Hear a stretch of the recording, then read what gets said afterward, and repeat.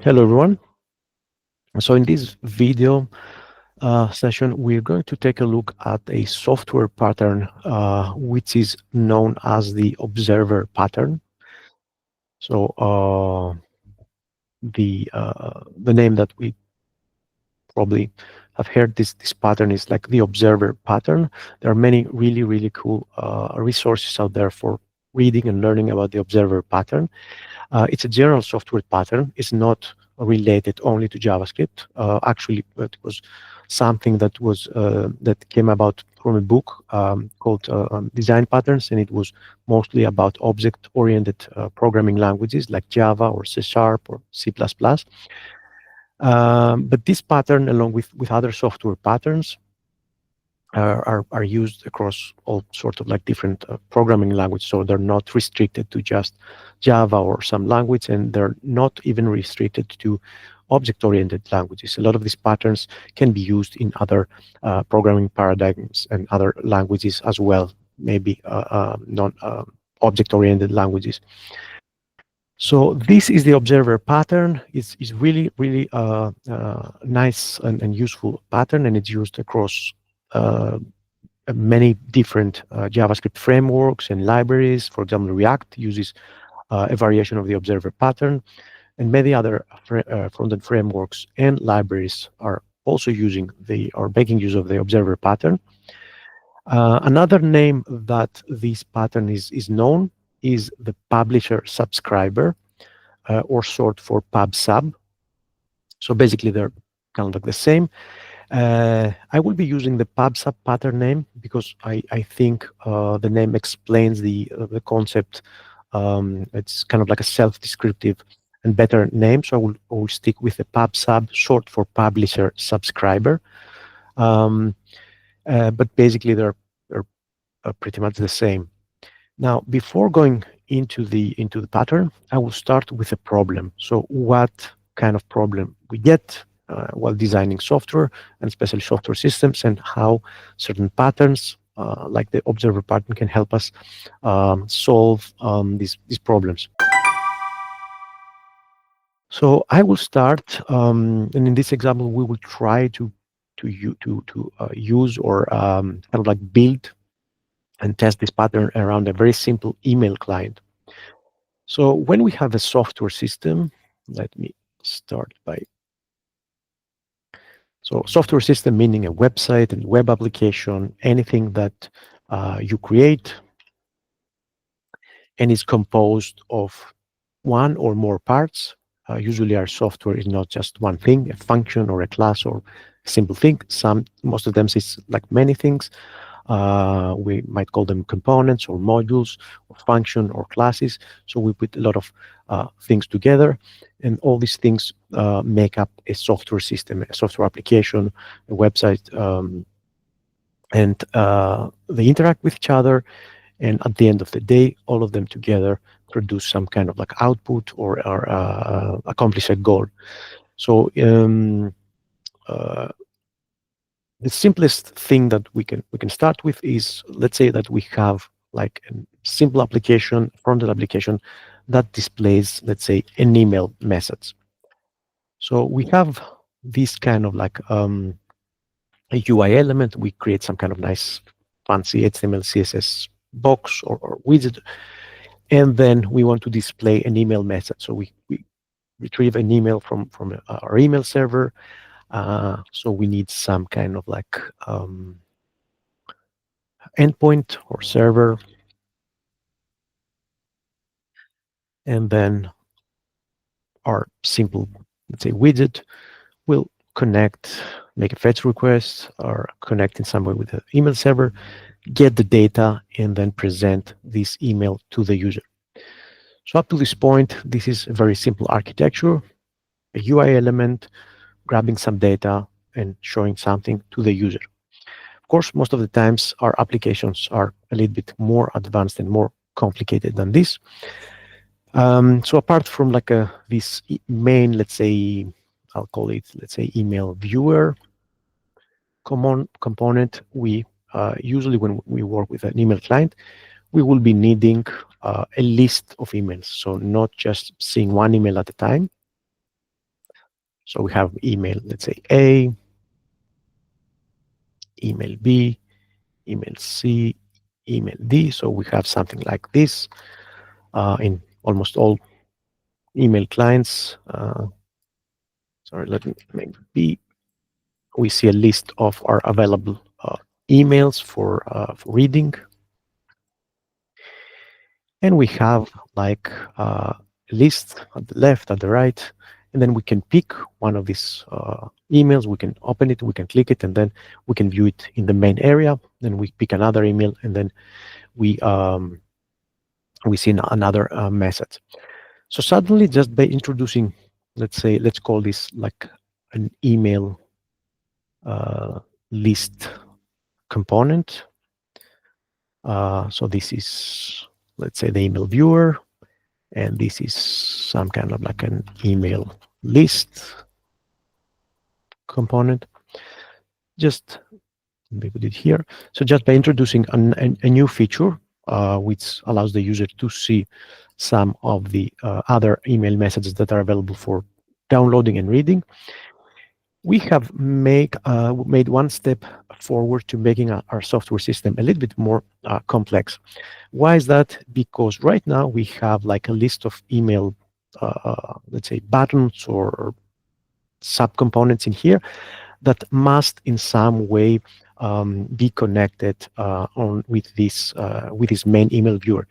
If we click on one of these, we have to notify each of these components should notify the email viewer that, hey, you should now display email A. If the user clicks here, they have to display email B. So right here, we now have more than one component in our system, more than one part, and we have this dependency kind of like relationship where we have the email viewer now depends on the email server data and also on some kind of data or action or notification that we'll receive from these components so that it knows to display a new email, re-render and show something else. And of course, because we also need to provide this list of emails to the email list, we also need to get the email server, connect the email list component with the email server, load, I don't know, the 10 most recent emails or something like that, or maybe all of them, and then show them here. So this is how a new feature is actually introducing some complexity into our system. So we went from like a very simple, like let's say, state of our system or a very simple version of our system, and then just by adding one additional widget here, we have introduced quite some complexity into our system. Let me put another component. So apart from these two components, in an email client usually has some kind of like a header or maybe a sidebar. Let me put this here. That shows us how many unread messages we have. So usually we have this, let's say, indicator here. So when we load the emails, we see, let's say the first time we see all of them as unread. They're in unread status. We haven't read them. And once we click and open them, they either become automatically, they switch to read mode. So it seems that we opened the email. So now we have read the message, or there's a button that says, let's say, sometimes we see this as mark as read, let's say. So we have read this message, and we know that this, once we click it, we will mark this as read, and then this will become, let's say, it will change the styling, and this will become 1. Okay, so very basic email functionality, and it's just like, I would say 1% of what the email clients support these days. So a third component added to our system, along with some interactions and some relations, introduces yet one more level of complexity. So first of all, since this component needs to show the number of unread messages, then these guys here that actually, let's say, hold this information, whether they're read or unread status, they have in some way to communicate with this component and update the value. So if this shows a number like 10, if one of these guys turns from like unread to read, it has to notify this component and say, hey, reduce the number of unread messages to 9 because I just went from unread status to read. Maybe if this component we introduce a button, this should also in some way notify like this component, because if I click this email and I switch to read mode, this component should be notified. It should know that something changed related with a number of unread messages. And then probably I need to like communicate with one of these guys if this is like the button that I want to be placed here. And it has to communicate, it has to connect with this other like email list elements and notify them that, some part of the state of our application has changed, then one email has gone from unread mode to read. Now, depending on the implementation, depending on the features, depending on how you decide to build this, you will come across this situation where you have a system which has become way too complex to deal with. It's a complex system, a nice, let me go to Wikipedia, complexity system. There's a nice complexity. So through this series of like interconnections, we have now a complex system in our hands, and a complex system is the web developers or the software developers' worst nightmare, because as the Wikipedia article mentions here, so complexity characterizes the behavior of a system. In this case, we're just interested in software systems whose components interact in multiple ways and follow local rules, leading to non-linearity. You see this kind of like arrows pointing all through different like components, randomness, and some other like properties that come out of this complexity. So let me see. There's, I think, another Wikipedia article on complex system. I think this one is much better. So the key point here is that the complex system, just like the one we introduced, is a system composed of many components which may interact with each other. So this is how a complex system arises. Many components that are interacting with each other. If these components were not interacting, were not connected with each other, they didn't care about each other, we wouldn't have a complex system. It might be a system with many components, but we wouldn't be calling this system a complex, or we wouldn't be talking about a complex system. The complexity arises when we have multiple components, many components, and we have this interaction, this intercommunication, this these arrows going from one point to another. Complex systems are the theory of systems, and complex systems is not just about software, it's about biological systems and other systems as well, but we're interested in software systems. So that's how a complex system is defined. And here, there's also another passage that I'm going to read. So the behavior of a complex system is intrinsically difficult to model, or in our case, it is difficult to work with and maintain and update due to the dependencies, competitions, relationships, and other types of interactions between their parts or between a given system and its environment. So not only we have like this system that is kind of like gone into a complex state, and we have like all these components talking with each other and having to notify each other, but we also have a complex connection with the environment. Perhaps we might need to, we might introduce, let's say, another widget. I don't know what this would be, maybe total messages. And now we have to also create another connection with the environment, with something outside of our system. So the complexity arises also from this kind of like connections and dependencies with something like a server or a service that lives outside our system. And we have to keep track of which components are connected and which components are dependent and which components need to interact or receive information or send information to this email server. So this is like a complex system. And yeah, I will go as far as this point. And I don't think, yeah, that's from like the formal definition. So this is the problem, okay, and this is a problem that we tend like to come across many times, if not every single case of a project that we're working with. So how do we deal with software complexity and system complexity in software? Basically, we just have to think and try different solutions.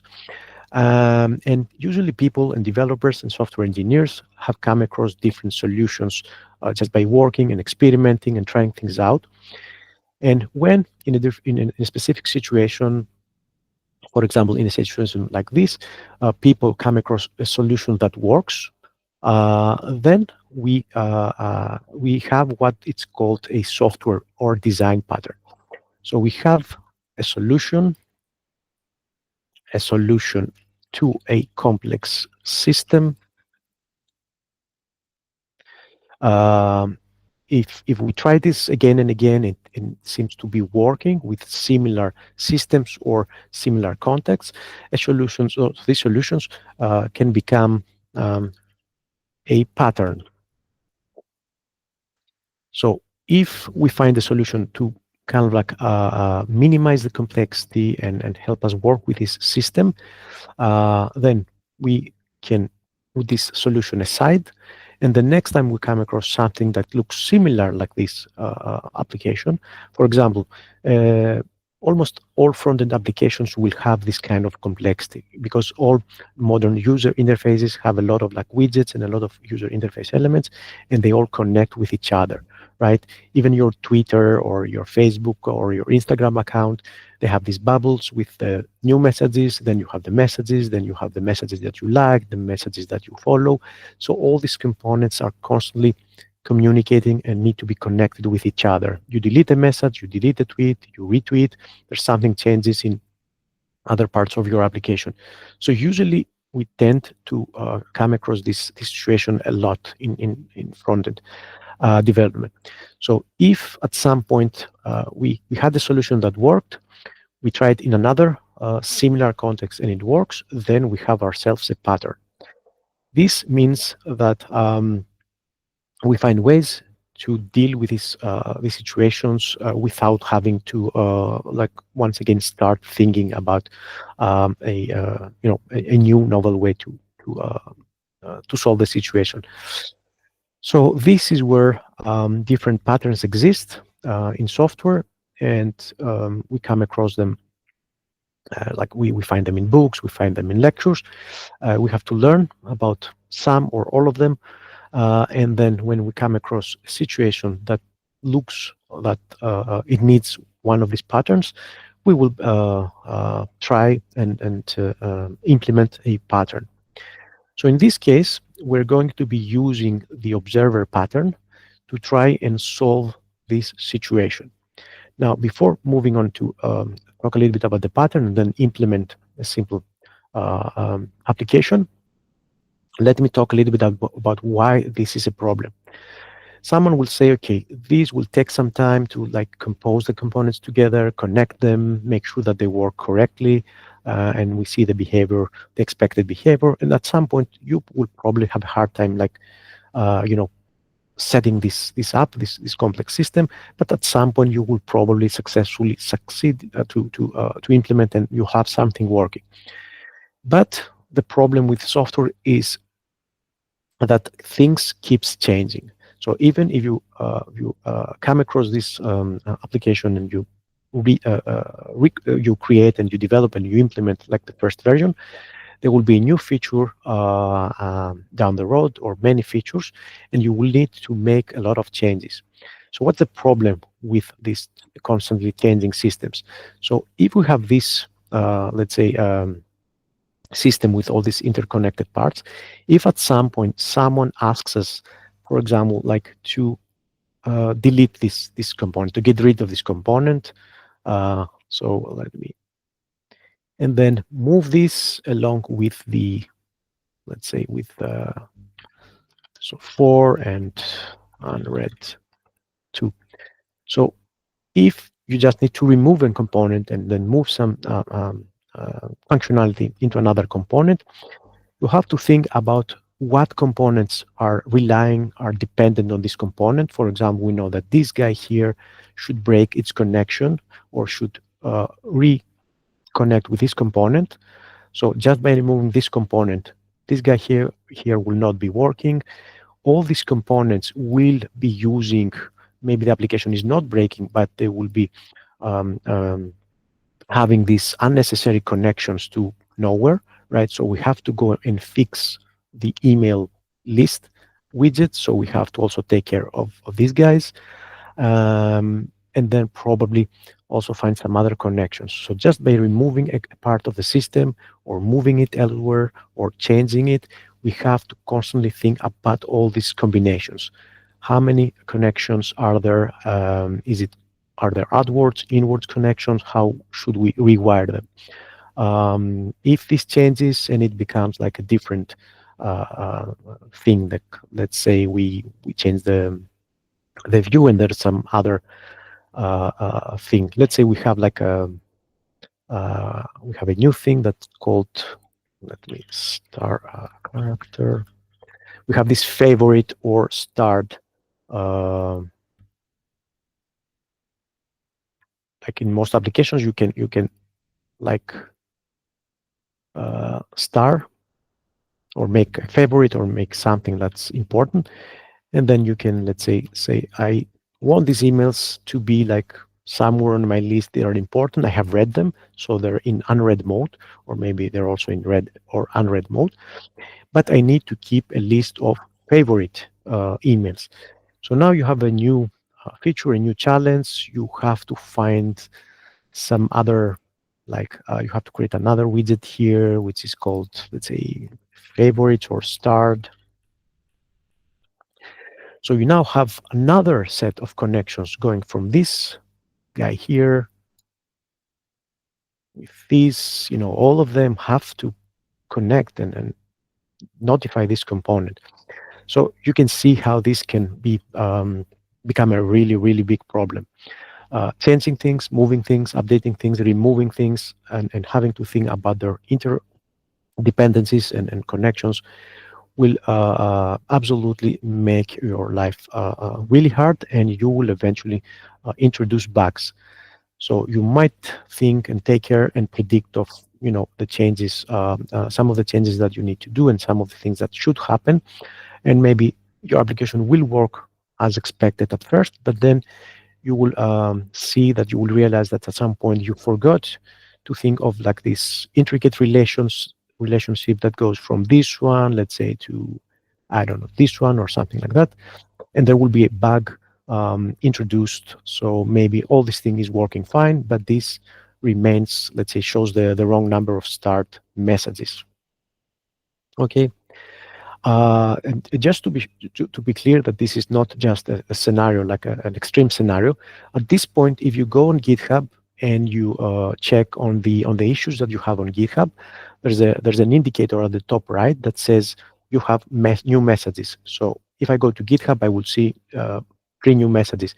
If I go and clear my messages, the bubble will still say I have unread messages. So at this point, there's a bug on GitHub, which is exactly in this context, that has a list of issues that you can read and you can clear.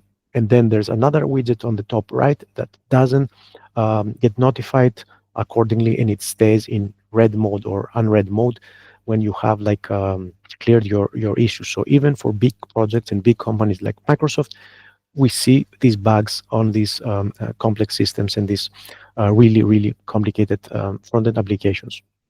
There was also a bug, the same bug in Facebook, and this was mainly the reason why Facebook decided to move fast towards React and Flax architecture. There was also a similar bug where the unread messages on your Messenger app were showing, a wrong number when you had like just cleared all of your messages. So this can happen even in big projects as well. Okay, so we have this problem. Let's see the pattern, and then let's implement the pattern and see how it solves our problem. So the observer pattern is, let me go here. So we have like the observer pattern, and we have like let's say it has multiple names, but we either see it as the observer pattern or the publish subscribe pattern, short, pub sub for short. Okay, so if you see this, it's just a shorthand for. And just to move these two like names to get like closer to each other, they both work. So they both work with this pair of something that publishes and something that subscribes, or something that, let's say, emits some data, creates data, and some other part of your system that actually like listens to these changes, and grabs the data changes. So in the observer pattern, we have also a pair. We have, let me see, observable, observer. So we have, in both cases, in both naming, these pairs. So we have something that we observe, and we have something that observes this thing. We have something that publishes, something that creates data and publishes this data, and then we have other things that subscribe. So here's the basic idea. We have the observable or publisher here. Okay, and this guy here is capable of working with data, and then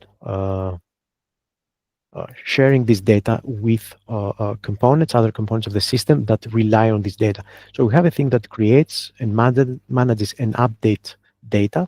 So this is kind of like the data manager, if you will. Okay. And then we have some other components that take a different role. These times, these are observers. They observe the changes to the data, or they are subscribers. So they just subscribe or observe the data from the publisher. And we have one or many observers or subscribers. And what they do is that first they subscribe to the publisher. They say, hey, I'm really interested about what you have to say to me. I'm really interested about the data that you publish or you create. So the first step is to subscribe. Okay, subscribe here. And then we'll talk about some real life scenarios where we see this publish subscribe model used in the real world.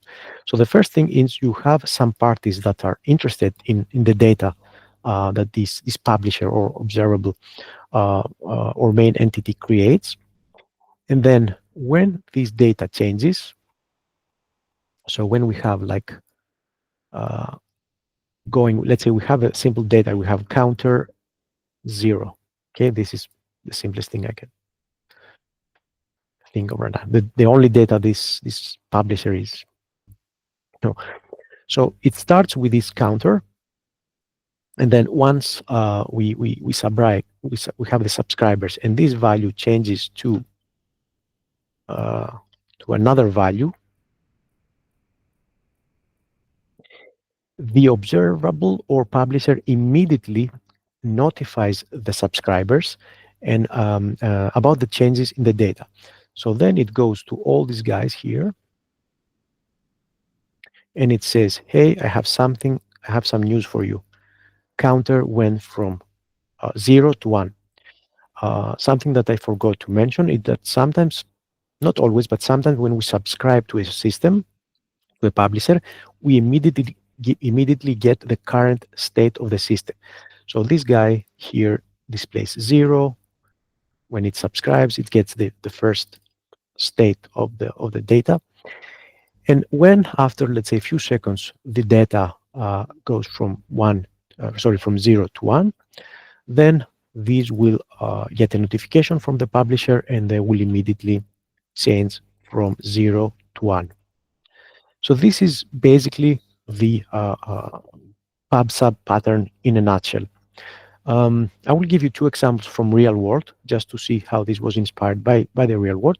So first of all, you have, and hence the name, you have the magazine publisher. So you have a publishing company that publishes a magazine every month.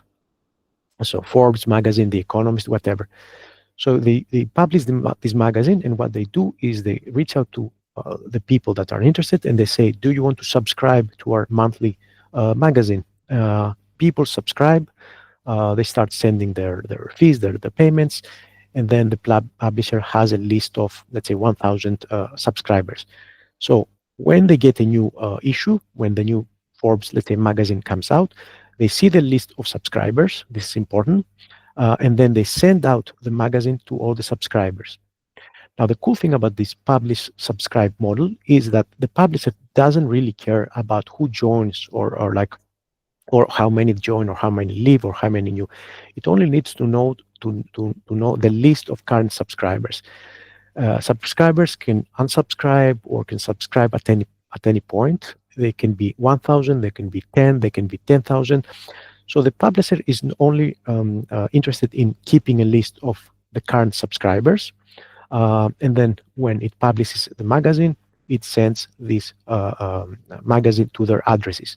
In our case, in our software system, this will be done, of course, programmatically. So that's one publish subscribe or publisher subscriber model in real life. Another example, you might also think it as observable observer. So you have like something like a streaming server. So you have Netflix that is streaming these movies, this series, and you have people subscribing to its service. And then when they subscribe, then Netflix streams the video data to their computers. So once again, you have something that can be observed, the observable. This can be like a series of videos. And you have the observers, which are just accounts and users of the Netflix client that will be fetching the streaming data from the Netflix publisher or observable, and they will be seeing things on their machines, on their screens. At any point, new subscribers will be subscribing, and some of them will be unsubscribing.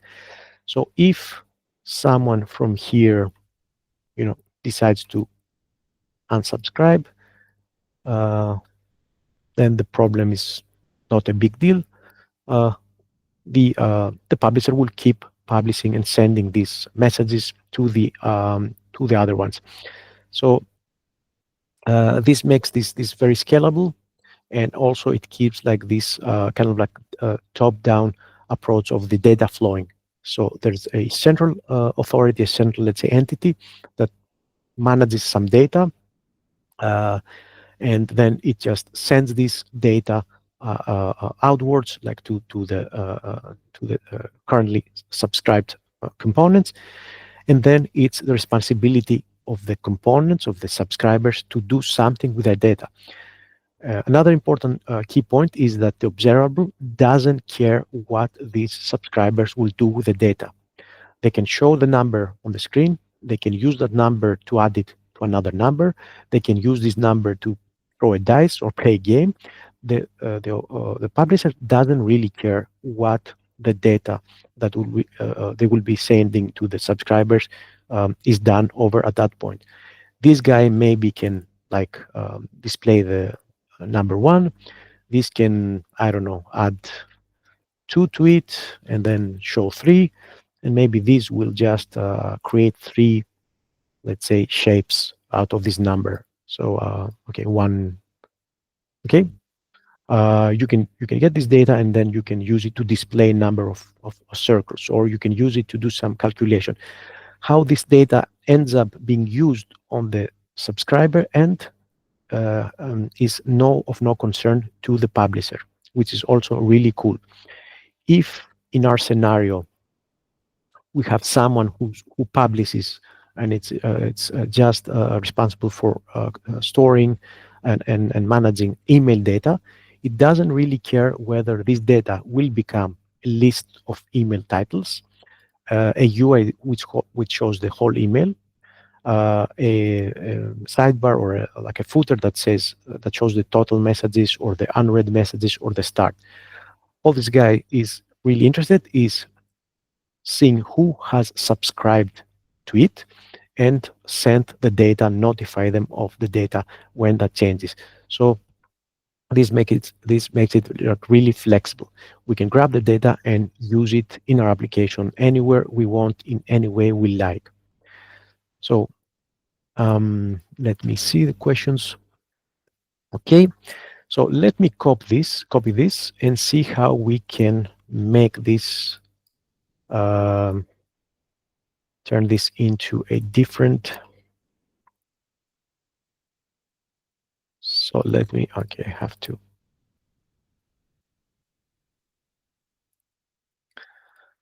Oops, delete a couple of things here. Okay, we have our application, and let me reintroduce this guy here. Right now, we're not afraid of introducing more widgets and uh, trying out stuff. As you will see, it's going to be a lot simpler than before. So we have these components. So the first thing is to first of all know what kind of data that you are going to be working with. In our case, the email server deals with one specific entity, which is the email. Okay, so we have kind of like an email.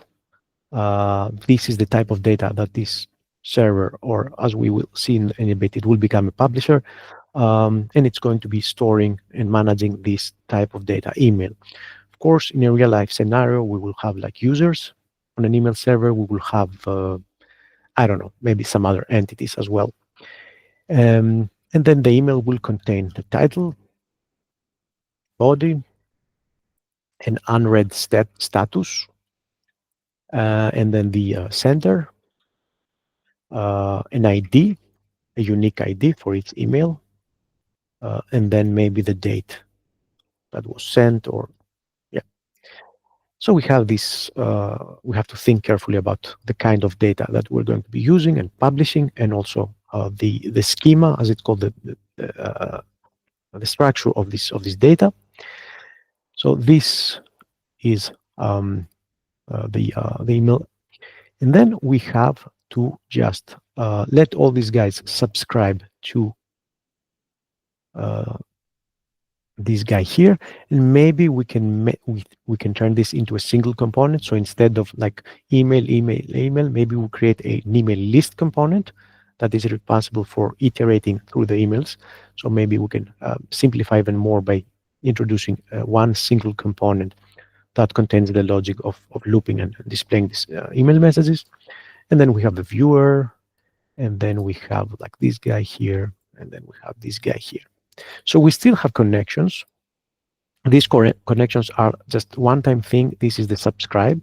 All these components run a function, and they say to the email server, hey, whenever something changes, please notify me because I need to change something on the view. So the first thing is to subscribe. So this is the subscribe.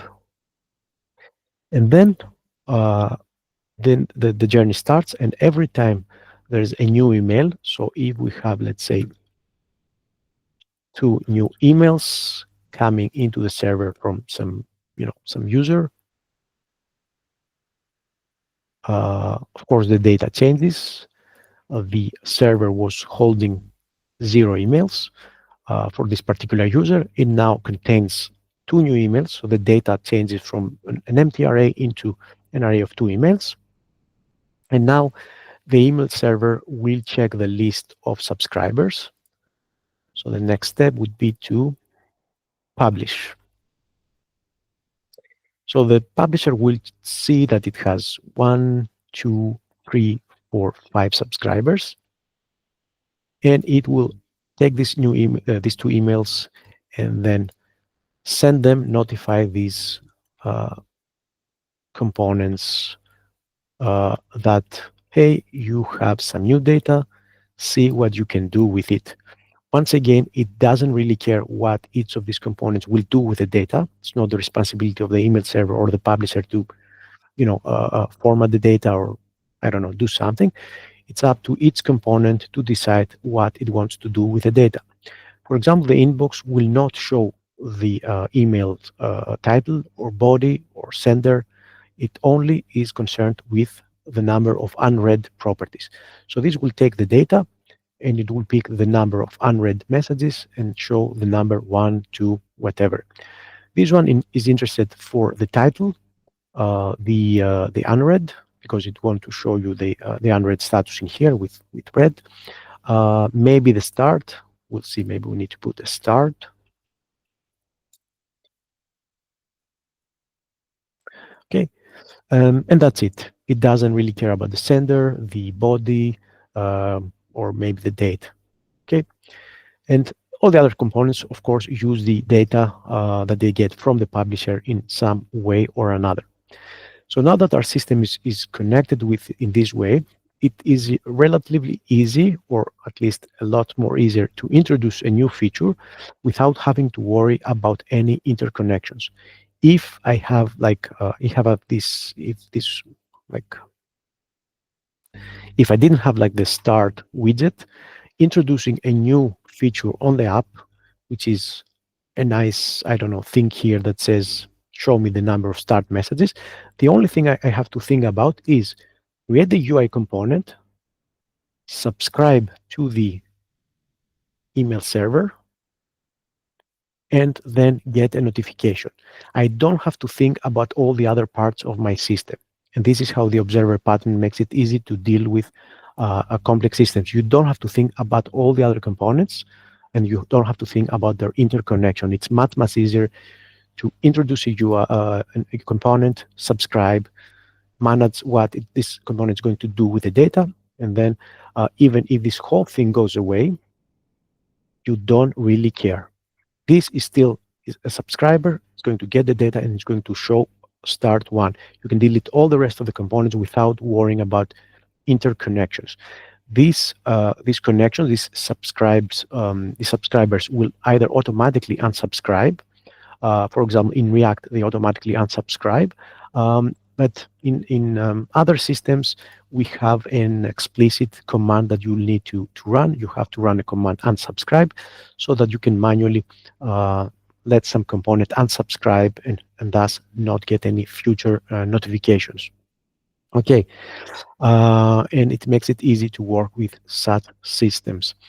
And of course, meaning that that the component can unsubscribe doesn't mean that you will need to get rid of it. Maybe the component just doesn't need to get notified. Maybe it works, without having to re-render some data. Okay, but in this case, all of our components rely on some data from the publisher.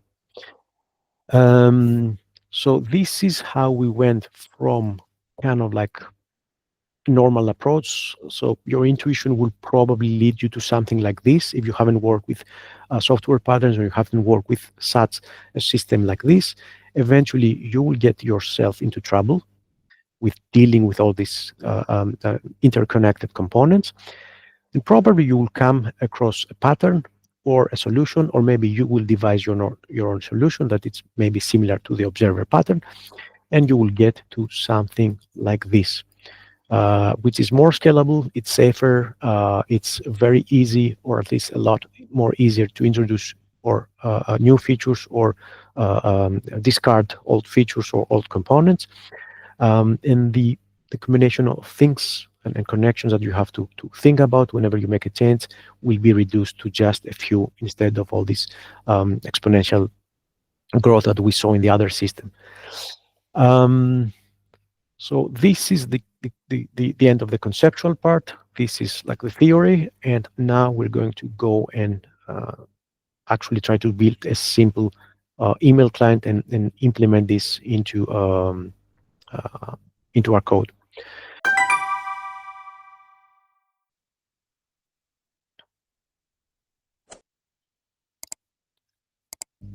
I'm also going to send you the link, so you can refresh. Now this won't be auto refreshed, so you have to refresh. I will save. The code will be saved, and then if you want to check the code on your computer, you will have to press reload to see the updated code. So let me start by building a very simple setup. So I will have like a section where all my email client will be placed. I will have a header. Let me see. I had this earlier. Okay. So I will create an aside element which is going to hold the inbox, and then I'm going to have like a main which is going to be holding the list of messages. So this is going to be a non-ordered list of, let's say, 4 emails. We'll be styling this in a bit.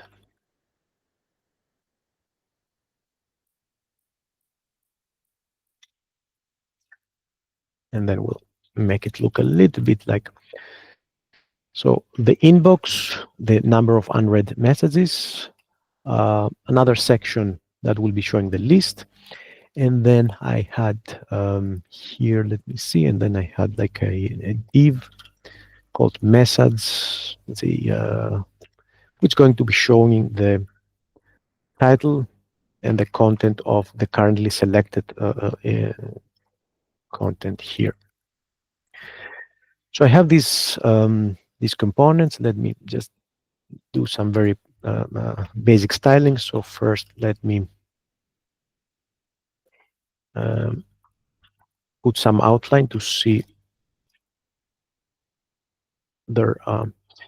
Okay, so I have these 3 boxes, but what I really want is the inbox to go here, and then these guys to go here. So I want something like inbox 2, and then the list of messages here, and then an area where the main email will be shown. Also, later on, I will share some code pens that you can use to actually practice and move all this code into a real looking email client. So I have some really cool Gmail clones where you can try working because they look really cool. So I want to build something that the inbox is on the left. I will not be putting any compose or other buttons, the list of messages, and at the bottom here, I will just load and show the current message.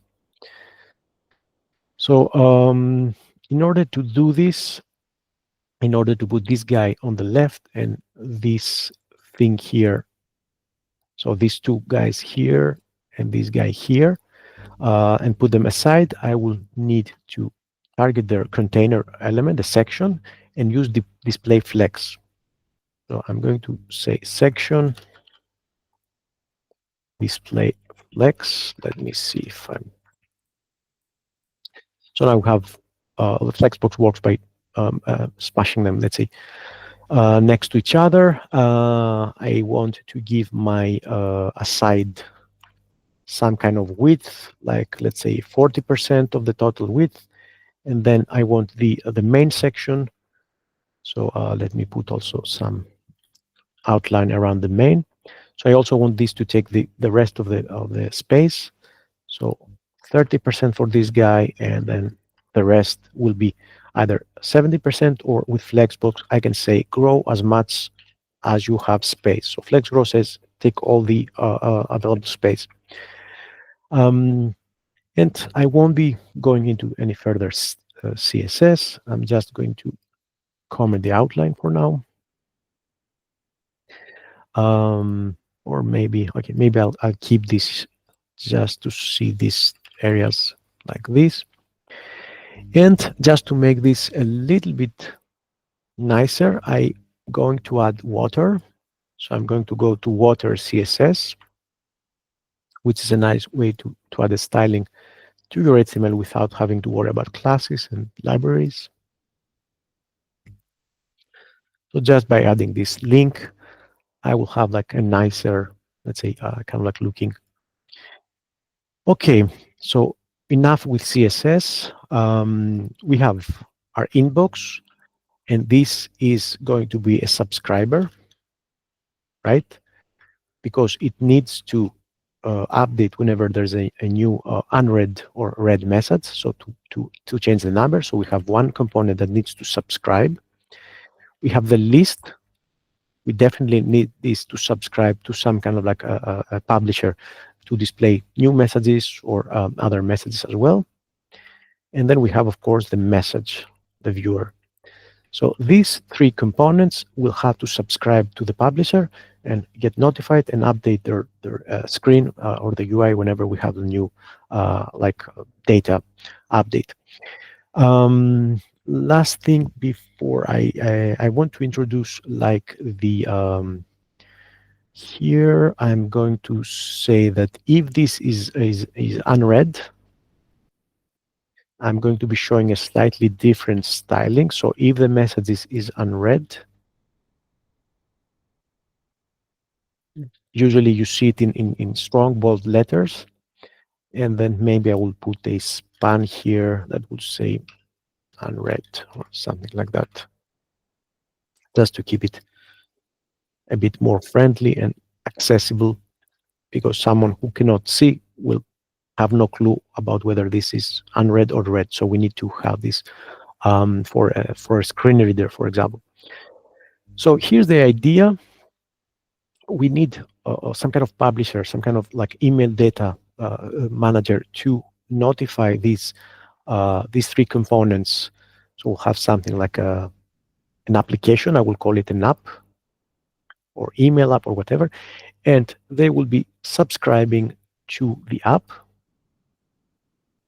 And whenever there's a new message or whenever a message gets like changes the status, or maybe whenever, I don't know, we can even delete messages, the publisher will be notifying these sections here accordingly, so that this turns into 3 or 1. This turns into like a normal text without the unread. And this, of course, will change. And when we click on this message, this will be showing the message A.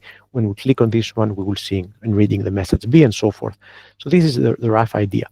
Our publisher, our 3 subscribers, and then we'll have to deal with kind of like rendering the UI. So I will start with a basic part.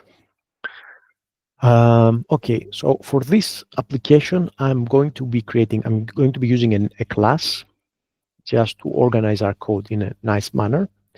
I will clear the console on the automatic refresh of CodePen so that we don't see the previous messages. So I'm going to be introducing a class that we will instantiate, and it will contain the application code and functionality. So I'm going to create an app, and then I'm going to instantiate it with the new keyword, of course, to have a new object, which is going to contain our application. So this is going to be our boilerplate. This is going to be our blueprint class, and then we will get a new app object. In this way, we can also reuse the app class and introduce a new app. So we can create 2 or more instances of an app, and maybe we can use it on the same page or another part of the website. Okay, so we have 2 things that we have to take care. We have to take care of the data, okay, and we have to take of the pub sub pattern. So one part would be about the data that will be actually stored in our application. And then the pub sub is going to be this pub subscriber model or pattern. So this is going to be about the communication between the app and the publisher and the three subscribers. So I mentioned earlier that we have to think about the structure of our entities. We only have one entity, one thing that is going to be in our data. That's the email, and I'm going to be just describing the properties here. I think that's all we need. And of course, we will need some kind of a container inside our app to hold this email. So I'm going to be using private properties. There's a new feature in JavaScript where you can create properties. You can define properties in the class with a hash symbol. And this means that this is a property of the, let me just, someone wants to join.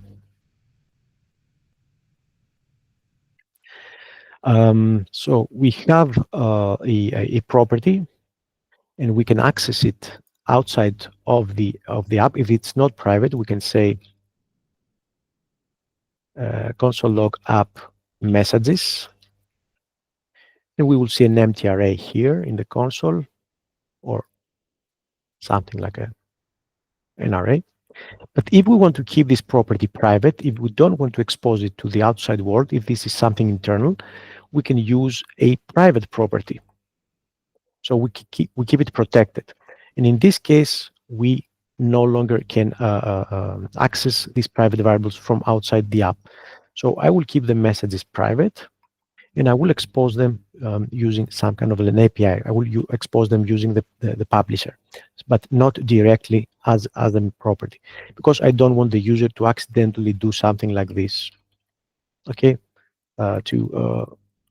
by mistake, like empty the array or change it to another value. So I'm going to keep it simple. So that's the messages. Then, so this is the data. We will create some data CRUD operations. So if you remember, CRUD stands for create, read, update, and delete. So when you have data in your application, you normally use these four operations. You create data, you read the data, you update, and then you delete. So for this data, we have to create some kind of commands that are going to be creating messages, reading messages, updating the messages, or deleting the messages.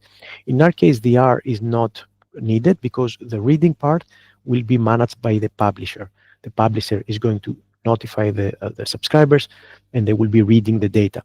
But for changing the data, like creating or updating, we need some kind of like methods to allow us to, for example, create new messages. So I will create a simple method called add message that is going to be introducing a new message to our data storage. So this is not private because I want it available outside of the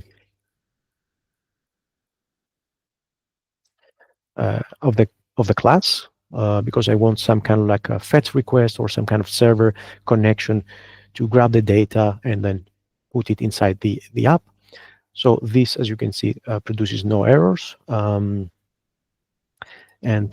now I need to grab the message, and then I'm going to push it. I'm going to access the private variable and push that message into the messages array. So we're inside the class, so we access all the properties and methods through the this keyword, the dot notation for object access, or method access. And whenever there's a private variable, we have, of course, to use the full hash name. So this is for accessing private properties. And if you had a public property like, I don't know, whatever, we would, of course, use this whatever. So the only thing that makes a property or method private is this hash at the beginning of the name. So let me get rid.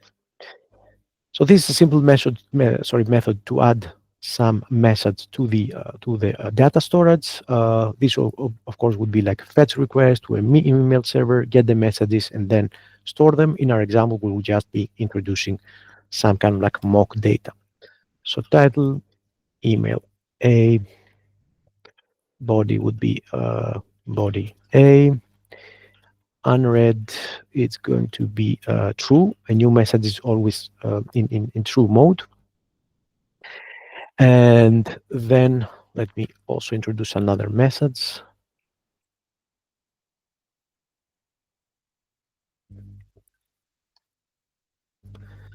And let me introduce, okay, for some reason, maybe we had the server storing old messages.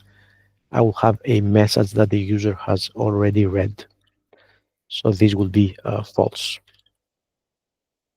Now, if I were to access this array, after line 22, I would see an array of like 3 messages. Let me console log the state of our app just to see this happening as we add or append messages to our. So we have our first message in the array on line 21. Then we append another one. Then we append the third one. And after line 23, the console log shows the 3 messages. So everything works as expected. We're good to go. Now we will be introducing some other methods. We'll see whether we have time. So we need to add a message. We need to mark message as read. So we need a method to pick a message and switch it from unread status into read. And for this one, we need, of course, to pass some kind of argument. Which message do we want like to mark as read? And probably the best way is to provide an ID. Okay, and I think this is pretty simple. So I'm going to implement this. So when we call this method, let's call it right here. Let me also once again these messages. So before I add the third message, I'm going to switch this messages mode into false. So I'm going to turn the message with ID 2 into a read. So I'm going to say app mark message as read. Okay, and let's see whether right now it's still true. So this guy is going to be using the ID. It's going to be searching through the messages array to find the message with the ID 2 or whatever ID we pass. So we have message search through the loop through the messages and find the message that has an ID which equals the one that we passed through the argument. So take an argument 2, loop through, this is like a looping method, loop through the messages, and then return true, so return back the element if that element's ID, that's the message inside the array, is equal with the ID that we just passed. So compare 2 with all the messages in our array, and when we find that message, give it back to us.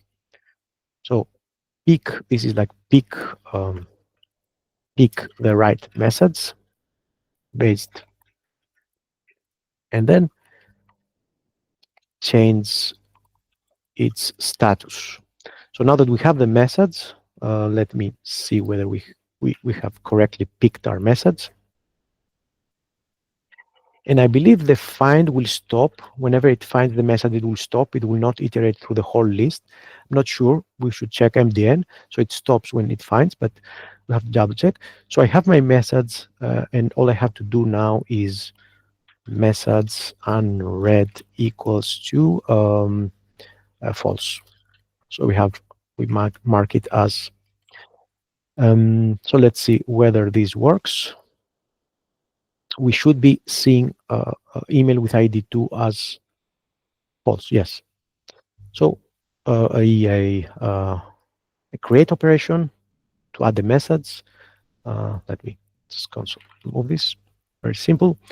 An update operation which just marks a message as read, and we can see delete methods, something that we'll need.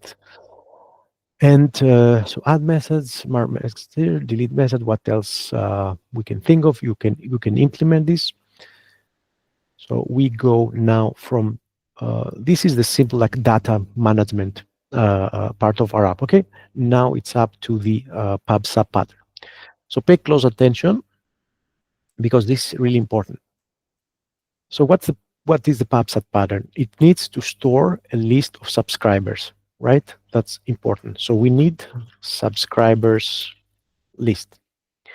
Then we need a method to let different components or different, I don't know, things, we'll see what these things are, to subscribe. So we also need a subscribe pattern.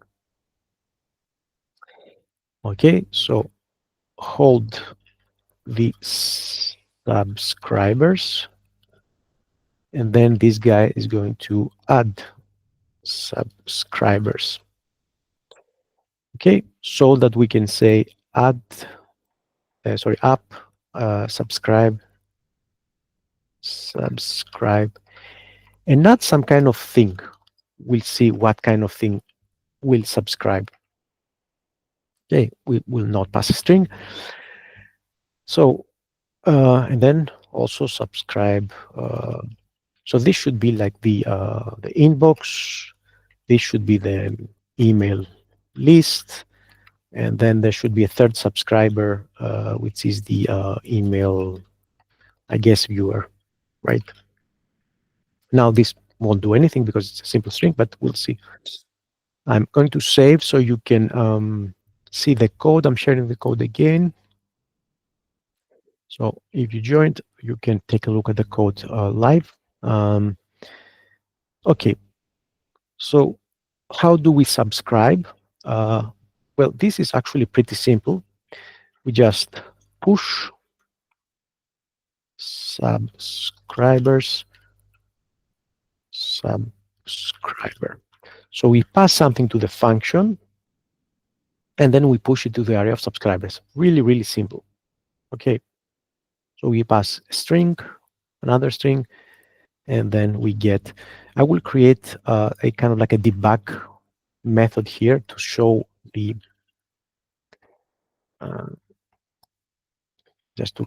this is going to be a public method just to let us debug the, like the state, which should be private. Okay, so I will have to remove it once we go into production. So we have, okay, I think, okay, not these messages, these subscribers. Going to be doing this mistake a lot. Okay, so let me close this. Okay, we subscribed once. We have a new subscriber, the email list. We subscribe another thing. And then we subscribe a third thing. Okay, now here's the idea. We have like this, let's say, we have the first part of the pub sub, we have the publisher, and these guys are connected. Okay, they have subscribed. Now, the other important part is that when we have some kind of like new data, for example, we have 3 new messages, we need to notify these things, and they will have to do something. They have to act. So this subscriber here these three subscribers have the following responsibility. They get the state of the app, the data. In our case, it's just the messages, and they must re-render the part of the UI that shows this thing, this thing, and this thing. Okay, so the subscriber should be something that accepts an input, the state, and outputs and does some work. So what's the ideal thing? What's the ideal candidate for a thing that accepts input and does some work? Well, a function. So subscribers are just going to be functions. They're going to be called. They're going to be passed the state, um, the publisher's data, and then they're going to be doing some work. And that work, as mentioned earlier, is irrelevant or is something that the publisher should ignore. What its function will do with the data is up to the function. The publisher just needs to send the data. So a good candidate for subscriber, at least in the programming context, is a function, which means I have to create a function called render email list. So I will convert these strings into functions, inbox, and then function render email viewer. Okay. Function that accepts an input. The input is going to be the same in all cases. A state, basically all the data that the publisher will publish, will send. For some of these functions, all of the parts of the state will be of interest. For others, only a part of it will be really used. For example, the inbox only needs to know, let's say, the unread part of the messages. The email viewer just needs to know one message. The email list will need to know just the title of every message. So each subscriber can do whatever they want with the data. So instead of now subscribing a simple string, which makes no sense, I'm going to subscribing a function. And as you can see, this is a function reference. This is not a function call. I'm just sending this function reference to the publisher. It's not my responsibility to call this function. The publisher will call this function whenever the data updates. So I'm not calling the function here. So I'm passing a reference of these three functions to the guy over here, which you can see in the subscribers array through the debug method here. So we have our first subscriber. This is the empty function. We have the second subscriber, and we have the third subscriber. Okay, so now the publisher holds a list of the subscribers. Let me close this debug for now. Okay, now just to see something happening after, let's say, the subscription, I'm going to be moving all these add messages. I'm going to be keeping this as unread. So I'm going to subscribe so that we start with some empty data, some empty messages, and then I'm going to start adding some data to the app, so that the app notifies and publishes this data to the three subscribers. So after line 47, what must happen here is that the app should notify the subscribers that a message was added, another message was added, and yet another message was added 3 times. Okay, so every time the data changes, we need to notify the subscribers. Now, maybe a more optimized version of this would be to, instead of adding a message and then notifying the subscribers 3 times, we can also create a method that I will leave it up to you, which is going to be supplying an array of messages. So change the data just once with 3 emails and notify the subscribers 1 time. So we're reducing the number of notifications and the number of ups and downs of the data and rendering by optimizing this introduction, this creation of email messages. At this point, I'm just going to keep it simple and uh, maybe a little bit unoptimized to add 3 messages, one after the other. So we're expecting the publisher to publish 3 times, right? First message, second message, third message. Which means that we need to create a publish function. So publish is going to be a private method. I don't want someone outside of the app to publish. This is the publisher's responsibility. Nobody else should be able to do this. And what do we need here? We need to notify all the subscribers. What does it mean to notify? In our case, since the subscribers are functions, that means call all subscriber functions. So the notification is all about running these functions, okay? So they do some work. The subscribers are just workers. We call them with some data and they do some work. So I'm just going to be introducing a very simple publish method. So go through all the subscribers, and then for each one of them, just call the function. That's it. Iterate for all the subscribers and call them, which means that all these 3 functions will be called, let's call them just once, okay? Let's just change the data once. So they will be called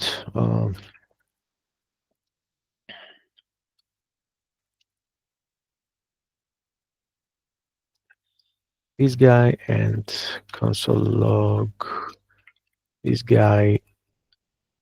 All of them should be notified, so we should see all 3 logs. Let's see if I made this work. Oops. Okay, let's wait for the auto refresh. Let me save. Nothing happens. Well, it makes sense because I never published. Okay, I defined the publish method, but I never published. So when do we publish? When does the publisher decides to publish? Whenever the data changes. In our application, when does our data change? It changes when we add the message. So this is the right time to publish whenever we change the data. So change the data or state and then publish. Or if you know something about another library, that would be React. If you were using React, this is the time for React to react. So update the state and re-render. So this is just calling the publish. So now we call the add message, we update the state, and we see the 3 subscribers executing. Where else does the data or the state changes? It changes over here. So change its status, publish. So you have to find the places in your app where you change your state, and after your state has changed, you should publish. Okay, so that's the rule. Let me put it here. Rule.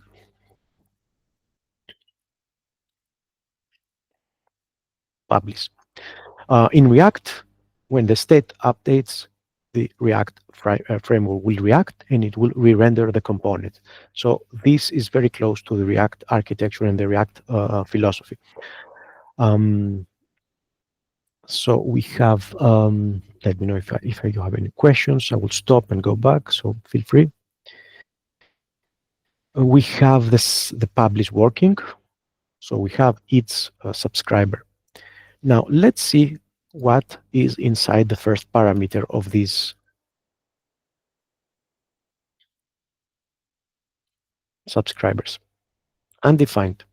Of course, it makes sense, undefined, because this is empty. When we iterate through the list of subscribers and call them, we supply no argument. So this is undefined, and thus we get undefined here. But the responsibility of the workers, of the subscribers, is to actually get some kind of data, the state of the app, and do some work with the data, like re-render the UI. So instead of just passing undefined, I can pass a state of the app. In my case, that would be messages. So let's see whether now each subscriber gets called and they can work with the state. This guy can render now the email list because it has all the emails. This guy here can display number because it has one unread messages. So it can calculate in your processed information. It can calculate the number of unread messages. It would be one, of course, in this case. And the email viewer can do something with these emails. We'll see now. This needs some kind of like an extra information in order to display the email, because if this guy gets like three messages, which one is it going to display? So we need to provide some kind of hint to this third subscriber that, hey, we want you to display only one particular email. And of course, that would be the one that the user clicked. Actually, let me make this clickable. So, well, clickable. Cursor pointer, so that at least the user knows that they can click. And maybe let's make this hover, and then I don't know, like opacity. I don't know if this works, but at least we'll see some kind of like effect. Okay, so I can pass the state and I can let this guy here, for example, read the state and calculate the number of unread messages. But in order for our state to be scalable and to be able to add more things, because messages is one thing, but maybe another point, we might need to introduce another part of our data storage here. Another thing that I'm thinking of is currently selected methods. So another data property that we can introduce is the methods that we have currently selected to be displayed.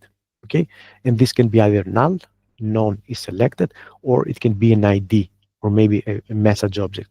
So this is another part of our state that can be used to let this subscriber display only this particular message. And so in order to make this more scalable, instead of just passing the messages to the subscriber, we will just pass an object that contains the whole state. So I'm going to say an object. Actually, let me make this a little bit. Let me make this cleaner. So first, let me create the state.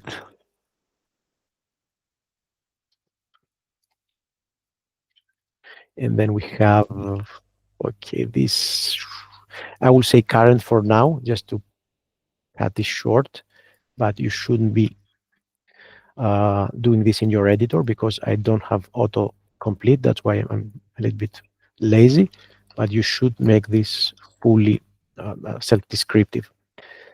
So now my state is an object that contains properties that contain all the different parts of our data, the messages, the current, and maybe, I don't know, something extra next time.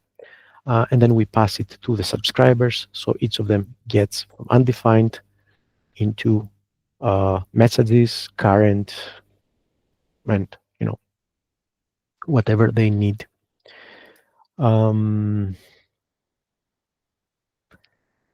So let me save. Take a look at the code. If you have any questions, please post them on the chat. I will give you 1 minute to read the code. Please go read the code and let me know if you have any questions.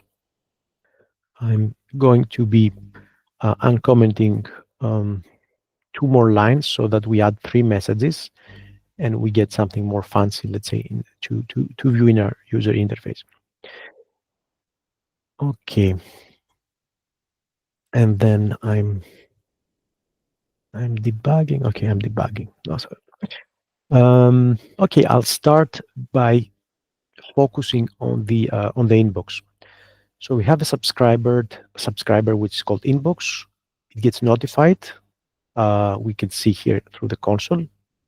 Let me comment the other subscriber so we don't see.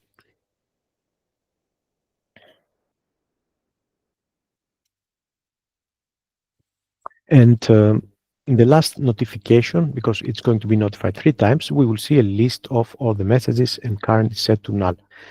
So at this point, we have to think about what this subscribers work is all about. So the render inbox is responsible for getting the state, reading the messages, so reading all the messages, and counting the total unread messages. So that's one responsibility. The other is to re-render the inbox UI. So first, do something with the data, grab the state, grab the messages from the state, iterate, find the total unread messages, the ones that have the property unread set to true, and then when it has this data, so basically a number, in our case it's two are the unread messages, then go into the DOM and render this part of our application. So first, let's complete the total count. Well, this is relatively simple. We just iterate. Oops, I'm not inside the app. So state messages, filter, and then filter just the messages that have. So I'm grabbing the state from the parameter, going through the state.messages to actually access the messages property of the state, because we also have the current, loop over these three objects and filter just to get the messages that have their property set to unread.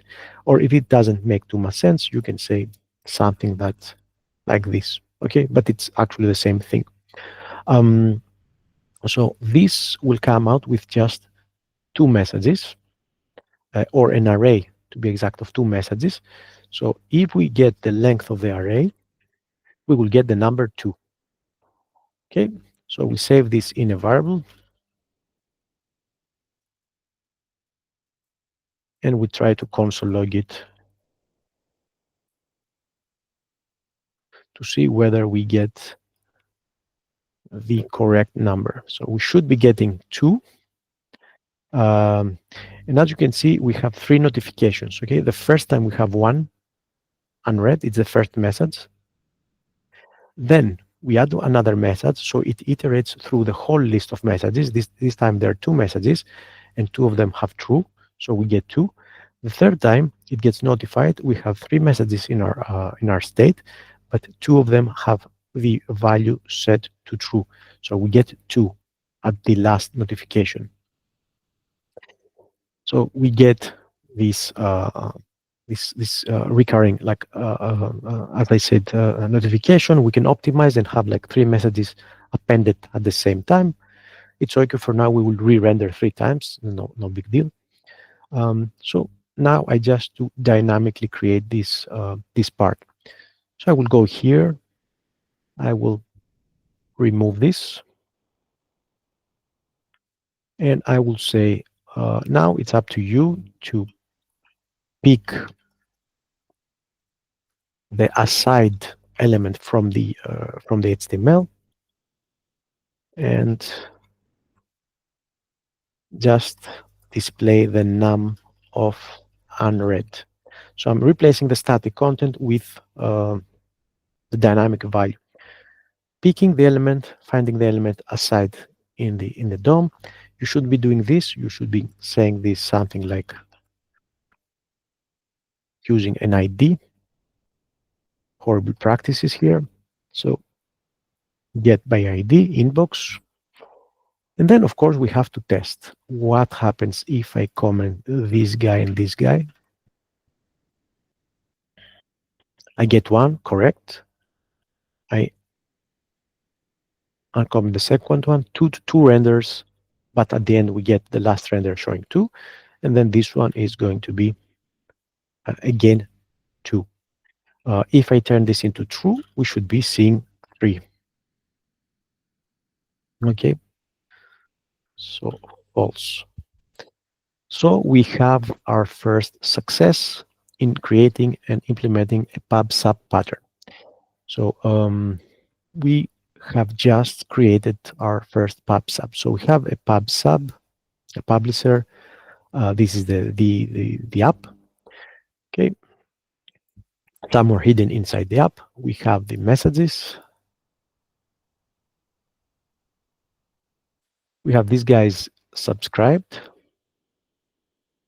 Then we do some kind of like data entry. So we add some messages.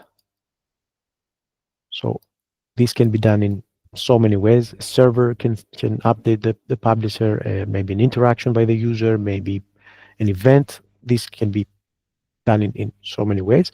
So we change the data, and then we have our publisher notify all these components. And these remain the same because we have not implemented any work on these two more subscribers. But this one, we saw that we got 1, 2, 3, whatever. So this now is a dynamic element that listens for notifications from the publisher. And whenever the publisher updates, we see this getting updated. So this is pretty cool. And as you can see in just a few lines of code, like basically the pub sub is this, like literally like 4 lines. This is the whole essence of pub sub. A list of subscribers, a way to add subscribers, and a way to publish, which means to call all the subscriber functions whenever something changes. So basically, this is a nice pattern. It's tightly packed into very few lines of code. Of course, if you want to build this for production, you want to introduce a lot of other options. For example, in here, we want to return an unsubscribe function. So usually what you see is when you subscribe, you give the subscriber the option to unsubscribe. So you create a function called unsubscribe, and your challenge will be to unsubscribe this subscriber. So you return a function, not going to implement this. This is your challenge. Whenever you subscribe, you also get an extra tool. You get an unsubscribe function. So every time you subscribe, you get an email list, or let me, okay, unsubscribe email list, const inbox unsubscribe inbox, and then const email unsubscribe email viewer. So this subscribe function now not only subscribes you, so it adds the function to the list, but it returns back a value. This is a function, so it returns back a value, and you end up with a function over here, which means that you can call this and unsubscribe.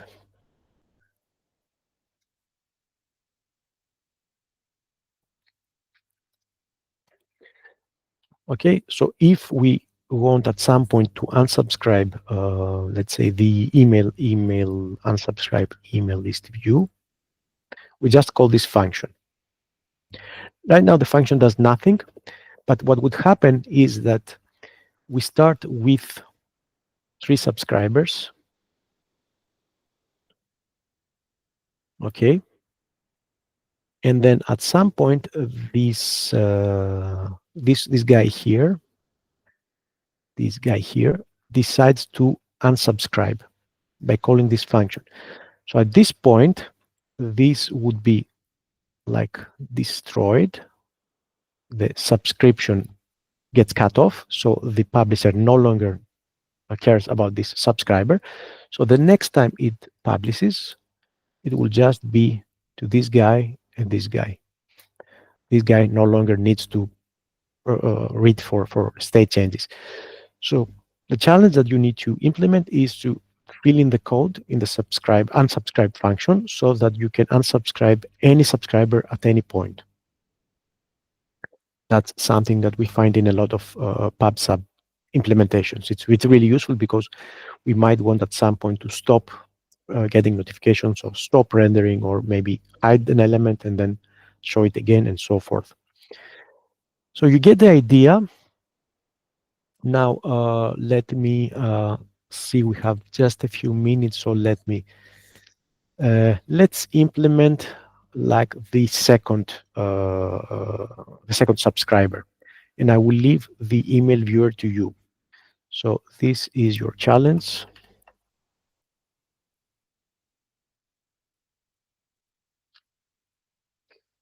So receive the state and then render the current email.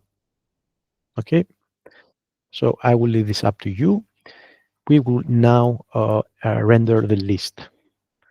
So once again, what are the two steps of the subscriber? Get the data, get the part of the state basically that we're interested in, do something with the data, and render that data into the DOM.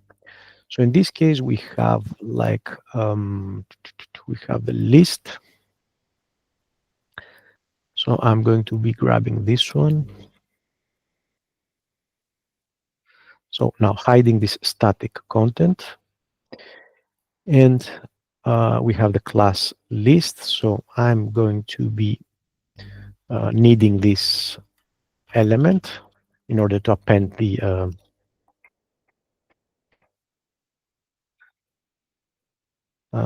and then, of course, always start with pseudocode, or always start with how you think we should proceed with the code. Don't just start writing commands. So iterate over the list of messages. For every message, render the following, let's say, structure markup.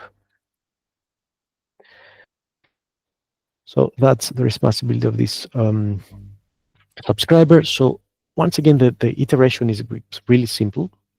You have state, you have messages, and you have for each. It's an array.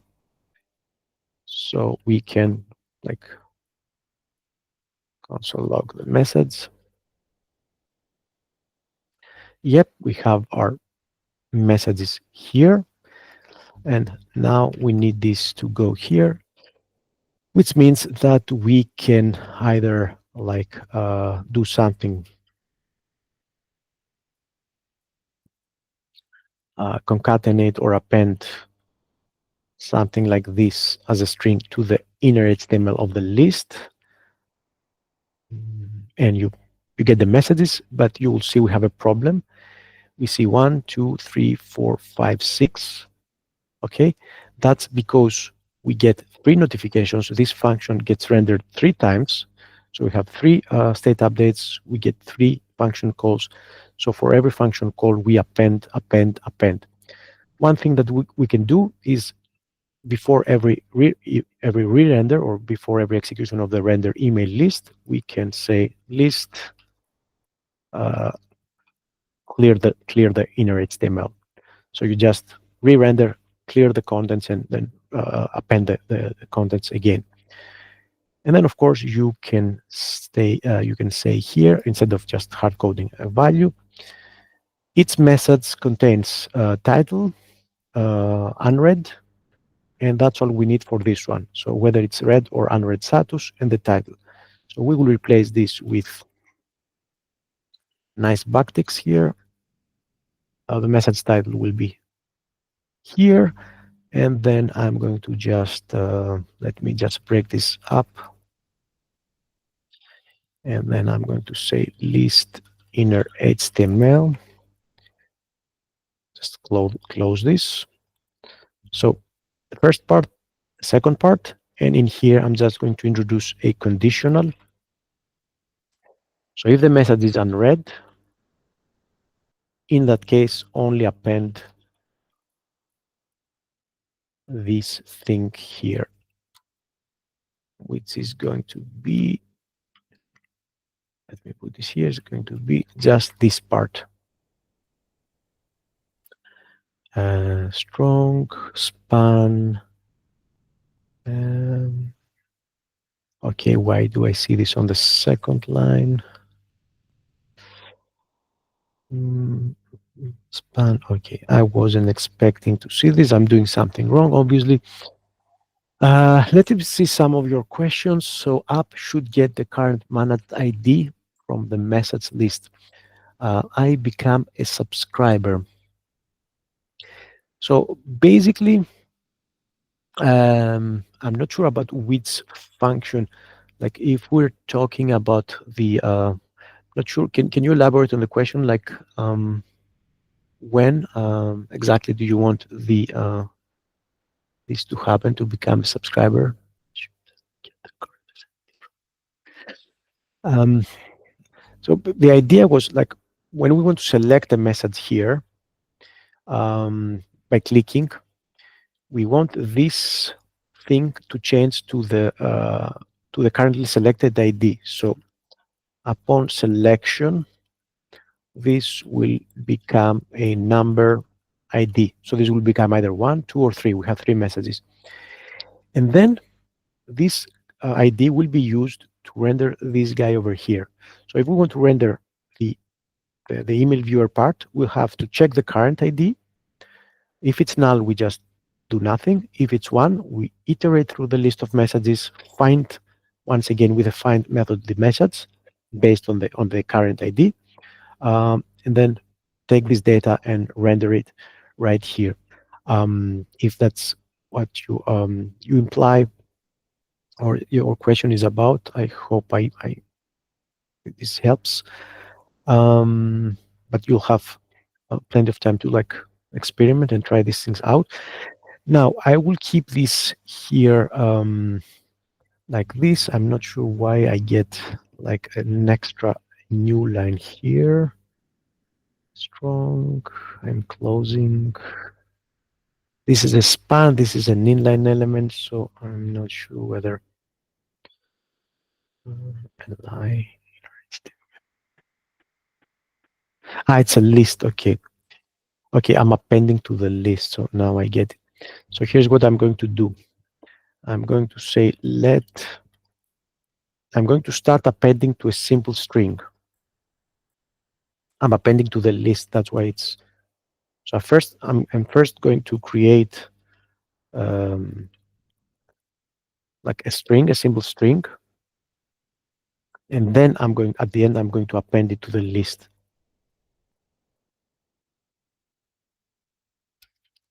So my mistake was that was appending to the UL list instead of just the li. So I'm crafting the markup in the form of a string, and then at the end, once I have my final markup in the form of a string, either with or without the span, then I append to the list. So this is the UL, and this is the. Now the problem with this one, I want to finish with this one because it's going to be you're going to be needing this to try this out. Now the problem with this is that if we create this sort of like markup with strings, it's pretty nice. It's like working with HTML and then some dynamic values. But the biggest problem is with event handlers.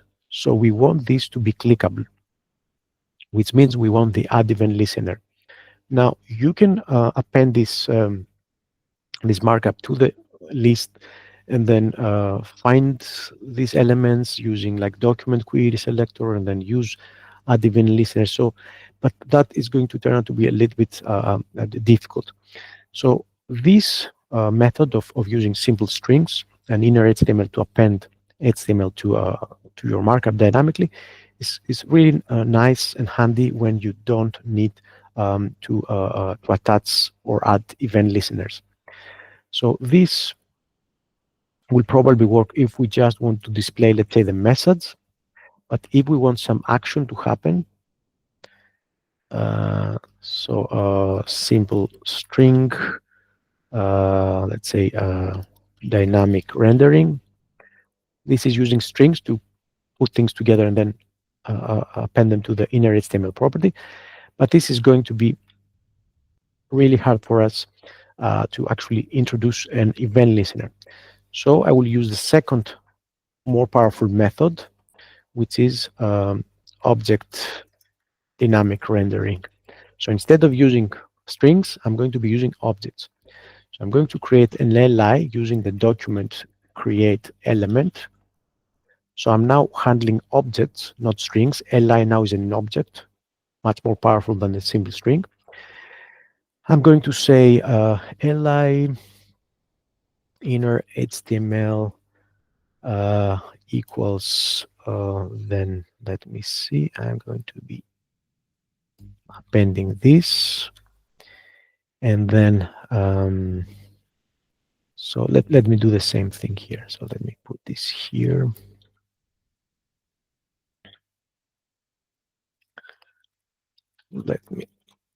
So li, and then at the end, I'm going to say li, oops, not, this is, let's say, li, let's say, inner. So once again, create the string, but this time, the main element, the li, which is going to be clickable, it's not a string, it's an object.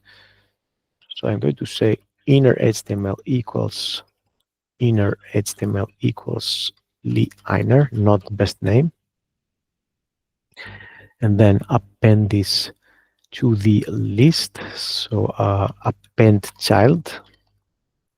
Another method, not inner HTML, because now I'm working with objects. So object creation here, and object appending here. Something here is happening that's introducing an extra element. Let's see if I can find it quickly. Otherwise, okay, I'm adding this extra li. So I don't need this, okay? Okay. And let me put some space here. So now, why did I use an object and then append it as an object instead of using just this or this? Because if I have an object, I can say li add event listener click. And then I can say something like read this email. And then what do I need to do? So I want to, let's say, console log reading email with ID. I have the ID already, which is, I'm inside the loop, so I have methods.id. So now I can click on these guys here, and I can get their ID. It's going to be very hard for me to do this thing, to add an event listener if I'm using plain strings, okay?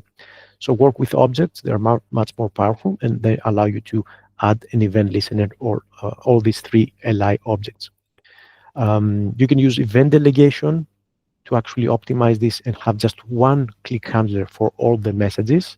That's a little bit more advanced, but for now we have the ID. So to conclude, and I will leave you to implement the rest of the steps, is you need to get this ID, notify the app that the currently selected message is the one that I just clicked. So let me start with an empty viewer. Okay. We will click this one. We will see email A here. We will click this one. We will see email B here. We click this one. We'll see email C and so forth. So this is a dynamic. So in this in this part, the click needs to set the currently selected or viewable email. Remember, we had introduced a method in our app called, no, we hadn't. So let me select methods. This will set the current to ID. So this is going to like set the this current variable into a number, and because this is changing the state, I'm going to publish again. So remember the rule: change the state, publish. So this function, when it's called, is going to update the current private property into a number, 1, 2, 3, and then um, it's going to select methods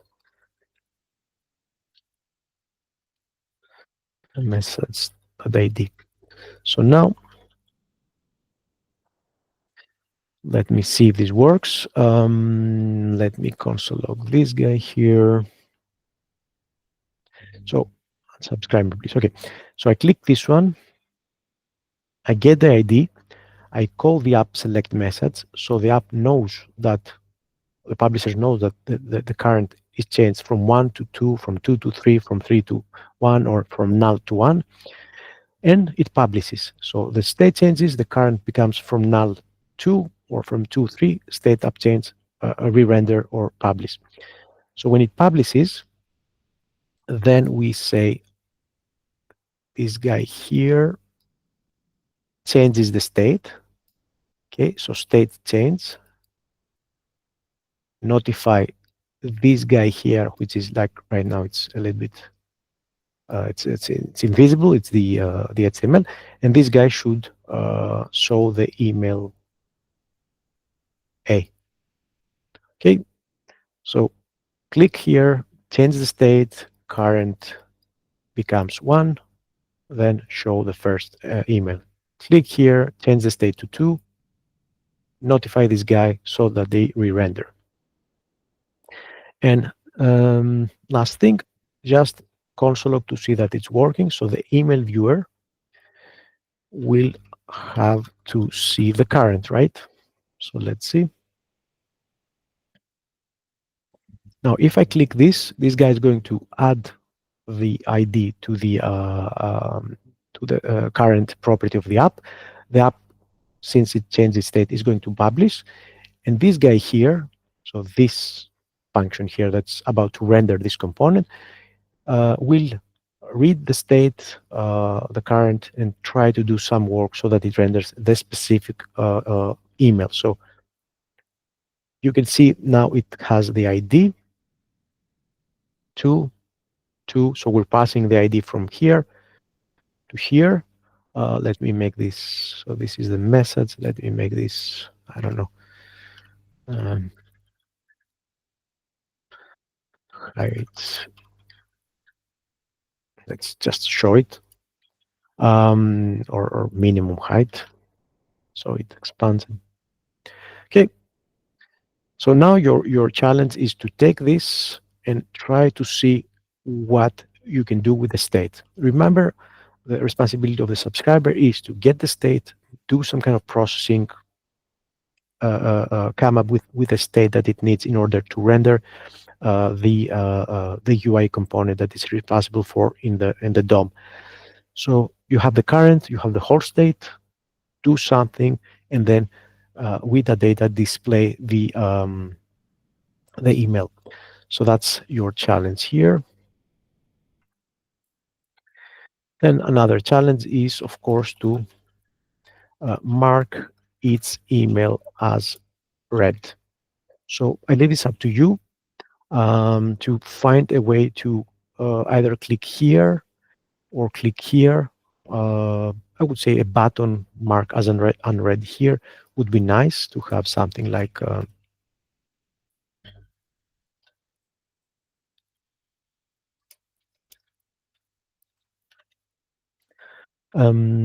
okay, we don't have any styling, but have some kind of like a small button here, and then click it, and then this will be coming email A, no unread, no more, and then this will become obsolete. So hide this or turn this into mark as read, and turn this into a different status. Some emails just sets the email to read. That's it. Others let you toggle between read and unread if you really want to come back to this email again. I think this toggler is much more realistic. We need this toggling instead of just one-time things. And that's it for today. Um, so I'm going to do a very quick recap, then some questions, and we'll wrap up. So we have an application that contains 3 UI elements. We want to have a data storage, and we want that data storage to update, and then whenever it updates, to notify each of these 3 subscribers and let them do their work and do something, change something only on a particular part of the user interface. Right now, it's very easy for you to add another component that's going to listen to changes from the state. It's very easy for you to remove a component, and it's very easy for you to focus on a particular UI component and change everything you like. You don't have to think about anything else on the app. It's as easy as picking a part from an automobile and changing with something else. You don't have to think about all the other parts. That's the beautiful part about the observer pattern. We saw that the main idea is really just a few lines of code. So PubSub is that's this thing. Keep a list of subscribers, subscribe, so add these functions. We use functions as subscribers to our list. And whenever we publish, we just go through all these subscribers, call them, pass them the state, and that's it. So it's pretty small in as a very basic. So I hope you like it. Work on the challenges and share your code. So thank you.